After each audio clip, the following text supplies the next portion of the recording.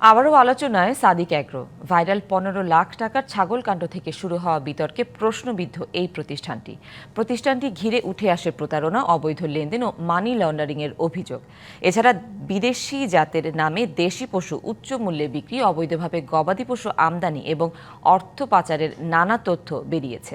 এমন জালিয়াতি ও অনিয়মের পুনরাবৃত্তি ঠেকাতে নজরদারি জোরদার করার কথা বলছে আইনশৃঙ্খলা বাহিনী। কয়েক বছর আগেও কোরবানির পশুর বাজারে আলোচনার কেন্দ্রে ছিল সাদিক অ্যাগ্রো। ভাইরাল হওয়া বিশাল আকৃতির ছাগল আর গরুর ভিডিও ঘিরে তৈরি হয়েছিল ব্যাপক আগ্রহ।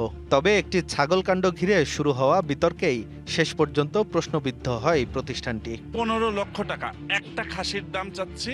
এরপর থেকেই কমতে থাকে ক্রেতাদের আস্থা। একসময় যে খামারে কোরবানির আগে উপচে পড়া ভিড় থাকত, সেখানে আর নেই সেই জমজমাট পরিবেশ।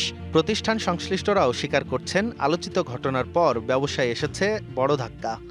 বসেরা না করতে বলছেন সবকিছু ভিডিও করার জন্য একবারে নিষেধ করে দিতে। বসে তো জেলে, তো ওই জন্য বলেন নি। আগের মতো দামি গরু ছাগল এগুলো নেওয়া হয়নি নাকি?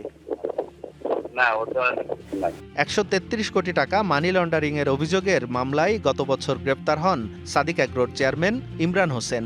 সিআইডির তথ্যমতে প্রতারণার মাধ্যমে অর্জিত অর্থ 121 কোটি টাকারও বেশি। এছাড়া চোরাচালান ও জালিয়াতির মাধ্যমে গবাদি পশু আনতেন তিনি। উনি যে মানি লন্ডারিং করেছেন এই বিষয়ে আমরা কিছু ব্যাংকিং অবৈধ লেনদেনের আমরা তথ্য পেয়েছি। মিয়ানমার থেকে এবং বার্মা, নেপাল থেকে, ভুটান থেকে বিভিন্ন জাতের গরু উনি আমদানি করেছেন।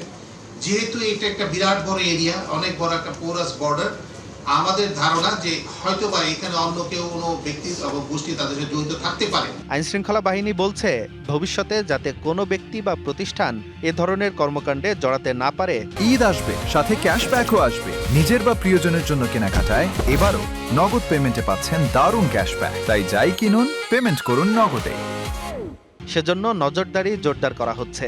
যে কোনো ধরনের অপরাধ, চোরাচালান হোক, যে কোনো সন্ত্রাসী কার্যক্রম, চাঁদাবাজি, হাট, ওইখান থেকে যে কোনো অপতৎপরতা যদি কেউ চালাতে চায়, তাহলে সকল ধরনের অপরাধের বিরুদ্ধেই আমরা তৎপর আছি। ভাইরাল এক ছাগল থেকে শুরু হওয়া আলোচনা শেষ পর্যন্ত গড়িয়েছে মানি লন্ডারিং ও প্রতারণার মতো গুরুতর অভিযোগে। সাধারণ মানুষকে যাচাই বাছাই করে ব্যবসায়িক লেনদেনের পরামর্শ পুলিশের। প্রতিরোধ করার জন্য এবং এগুলি নিয়ে যেন মামলা হলে মামলা তদন্ত নিয়ে আমাদের যেমন সিআইডি এগুলি নিয়ে কাজ করে। আঞ্জাম খালেক, ডিবিসি নিউজ, ঢাকা।